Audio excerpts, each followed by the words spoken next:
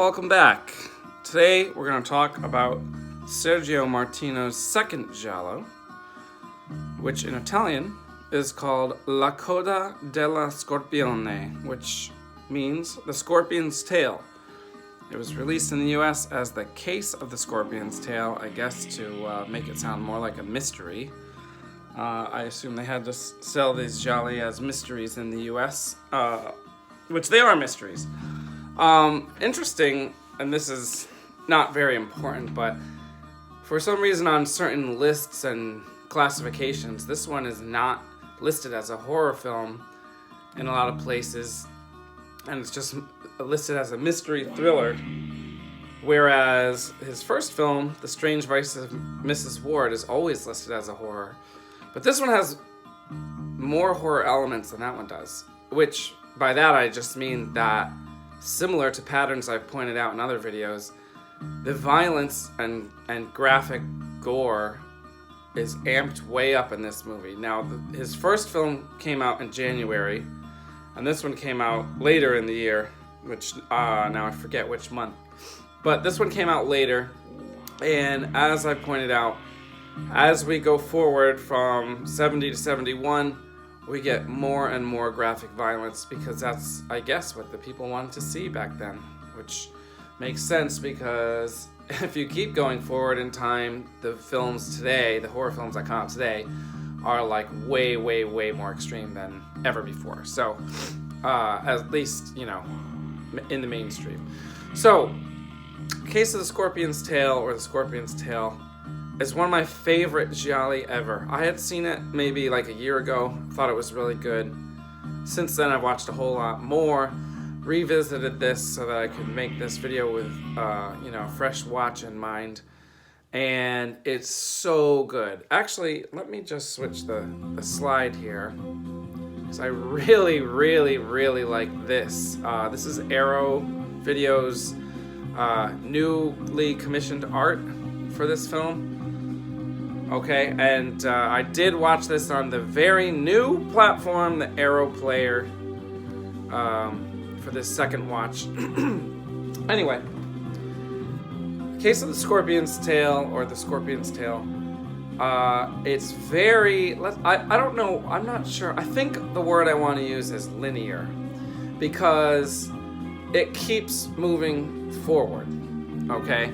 It keeps moving forward. We get new characters, we leave old characters behind. We don't go back. We get new settings, we don't go back to the old settings. It's moving forward. It's got a great pace. There's no slow build-up or setup, okay? We're starting at the beginning of the movie with a plane crash, and we go through, we meet a character, character's killed. We meet a character's killed. But not every single character you meet is killed, but more of the main characters, or who you would think would be main characters, die at any time in this movie. So it's not predictable. I've seen it twice, and I still, to be honest, I didn't remember what happened. That usually happens for me most of the time, especially with complex plots like this one has. It's hard for me to remember what happens just after one watch. So it was nice. It was basically like watching it all over again, fresh. I knew I was gonna like it, but I liked it even more the second time. I give this one a 9 out of 10. Sergio Martino's second giallo, both released in 1971. There were 3 writers on The Strange Vice of Mrs. Ward, and 2 of those same 3 writers also wrote this, along with a third person. 2 of the main actors, including George Hilton from The Strange Vice of Mrs. Ward, returned in this film in different roles. George Hilton was one of the 3 main guys in Mrs. Ward, and he was kind of like the cousin who was having an affair with the main woman, and then, well, I won't ruin the ending for that, but things happen, right? In this one, it plays a investigator, because, as I mentioned, there's a plane crash in the beginning, and a woman's rich husband was on the plane, and now she's going to get $1 million from his life insurance policy, and he investigates for the life insurance company. So it starts out where we see him investigating her. The husband had died in Greece, so she has to travel from London to Athens, which is interesting to me because, it's an Italian movie. Actually, it's an Italian, Spanish, English co-production. But it doesn't take place in Italy or Spain, and most of the actors, I think, are from all over Europe. The main woman, who I think she'll be on this poster. Oh, I forget which woman she was. Maybe, I'm not going to guess. But the main woman I saw was Swedish, even though she's in a lot of Italian films. You can see George... Actually... Oh yeah, this is the main woman here. Anita Strindberg. She was Swedish. I was going to say, none of these are catching me. So George Hilton was in Mrs. Ward. Anita Strindberg hasn't been anything we've talked about yet. Alberto de Mendoza was also in Mrs. Ward. And then Luigi Pistilli was in Bay of Blood. And actually, this movie really reminded me of Bay of Blood. Honestly, and I probably have this stuck in my head from when I watched this interview with Luigi Cozzi, who co-wrote some of the first Dario Argento films. And we had a lot of gialli in the 60s that weren't that violent.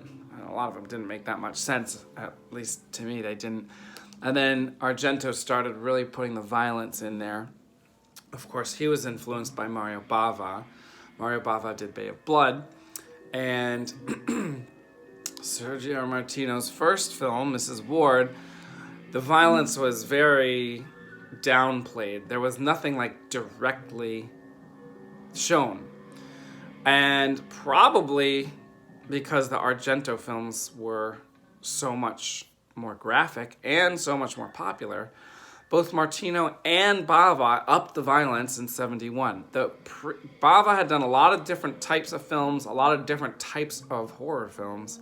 None of them were that explicit until Bay of Blood, which was 1971. And Martino's first film wasn't that explicit. This one was. So the later 1971 are looking at Argento, and especially his early 1971 film, Cat o' Nine Tails, was extremely violent compared to all previous gialli that I've ever seen. Anything before Cat o' Nine Tails wasn't that graphic. And then Cat o' Nine Tails had crazy people getting just destroyed on screen. As well as they could with what they had, resources they had. So, this one feels more like an Argento film, and it also feels like Bay of Blood, and I think Bay of Blood came out before this, but I should have probably checked on the months. Okay, all these movies are coming out around the same time, and I'm sure that people in Italy and maybe other European areas were eating them up. This was released on Titanus. Titanus also released Cat o' Nine Tails. Titanus also released Bird with the Crystal Plumage. That's a long-standing old Italian releasing company. I debated going through all of the pieces of this film, but I think it's best if you just watch it. For those of you that have already watched it, you can go forward. I'm just going to talk about a few highlights, such as so you can turn it off now if you haven't seen it yet. Go watch it. It's on Arrow Player. You can also rent it on YouTube for a couple of dollars. Well worth it. All right. Those of you that have seen it already, a couple things I really liked. As I mentioned, people dying. Anyone could die at any moment in this film. You never know what's going to happen. I really, really did not know who the killer was. Like, sometimes I'm like, okay, it might be this person, it might be this person. If you've watched it, you know George Hilton does play the killer, even though he's the one trying to find the killer the entire time. And even though that's a trick that's been used in other gialli, I just didn't catch it this time. Like, even after watching it twice. Now, that probably says something about my memory. But I think the first time I watched this, I wasn't like really holding on to things the way I do now because I've seen so many. I don't think I would forget that he was the killer now that I watched it twice. But anyway, I also like the underwater scenes. I'm a sucker for underwater scenes. When he hides that money underwater is great. The fact that the movie starts off where you think the wife of the guy who dies in the plane crash is going to be the main character, and then she just gets killed off early on, that's when I knew, like, okay, I have no clue. I'm not even going to try and guess in this one. Like, anything could happen. Anyone could die.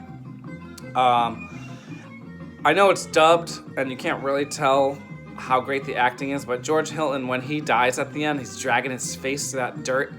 I mean, you could tell he was committed to the role. I also, even though it's not his voice, I really like Luigi Pistilli, maybe just because I like Bay of Blood so much that I just like seeing him in this too. Of course, he has a very different role, and here he's an investigator, he's a cop. Bay of Blood, of course, everyone's just killing each other for the entire movie. I don't think there's any authority figures in that one. I'm not going to go on and on and on. The music is pretty good. This piece here right now is, I don't know enough about Greek culture, but this is when they first go to Athens, and there's some people in a restaurant dancing around to this music, like as entertainment. It kind of reminds me of like a tarantella, which is Italian. I don't know if this is really Greek music or Italian music, or if they overlap or what. But that opening credits song that you heard at the beginning of the video is probably my favorite song in the whole thing. That one felt kind of like an Argento film type song, and then after that it kind of goes away. The music was done by Bruno Nicolai. He's done a couple other Martino films, I know for sure. All right, I think that's going to be it. I strongly recommend you watch this one. 9 out of 10. It's one of the best gialli I've ever seen. I would say probably top 2 non-Argento gialli, right after Bay of Blood. And it's up there with the Argento films like Cat o' Nine Tails, Bird with the Crystal Plumage. I like it better than Four Flies on Grey Velvet, I'll say that, definitely. 9 out of 10. Definitely watch this one. See you next time.